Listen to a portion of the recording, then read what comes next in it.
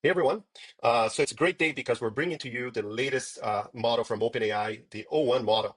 And it was just yesterday, less than 24 hours ago, that OpenAI released this on the API, which means developers can actually build things off of it. And we already have it available to you as part of our promise. So as soon as these models become available from OpenAI, Anthropic, or Google, we bring them all to AI Drive. So you have your files in all the AIs in one place. So it's great. It's available now. And even on ChatGPT, where this model is also, of course, available, you cannot use it. Like, let's see, you see here, attach files.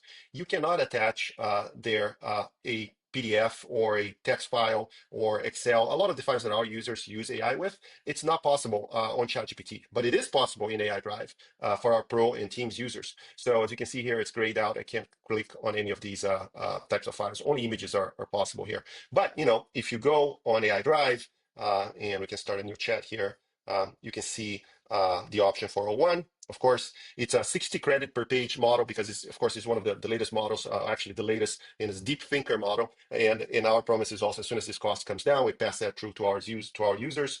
But then, let's get to it. You get here, we're going to chat with O1, and I have this file right next to me. Here's a PDF, right? So you can only do this in AI Drive, not on ChatGPT.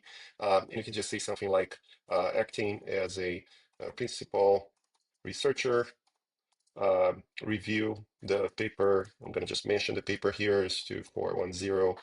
Yep, there we go, this one. And provide new adjacent areas of research inspired by it, right? Something like that.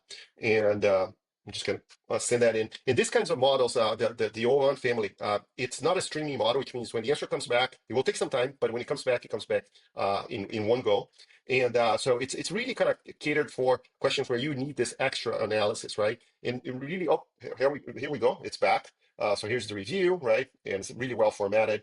Two-stage learning, what it does, key findings, strengths, significance, limitations, potential adjacent research areas. And then it's got a bunch of things here. If you're a specialist in robotics, you might be interested in evaluating how well O1 did here. Actually, quite a bit of options here, eight areas of research. So this is, you can get this, and then you can start working with it. Of course, you can go and save this in AI Drive itself as a new text file or a new PDF, and work from there. And what we recommend our users is with these kinds of models, what you want to do, if you have lots of documents, let's say you have a whole legal case, for example, with 1,000 pages, you want to use some of the models that can actually read all of that, like Gemini Flash, which you also just recently released the 2.0 version, because they're very cost effective, much faster. And then you bring it down to a minimal number of pages with the key information for your question, and you save that on a file in AI Drive, and then you give that much smaller file to O1 to go deep into your particular question. So that's a great way to basically use the strengths of these two different families of models. But yeah, O1 is available. Let us know what you think of it in your use case with your documents. We actually talked to OpenAI as well, and they'll be very happy to hear kind of like what you guys are thinking. Thank you. Bye.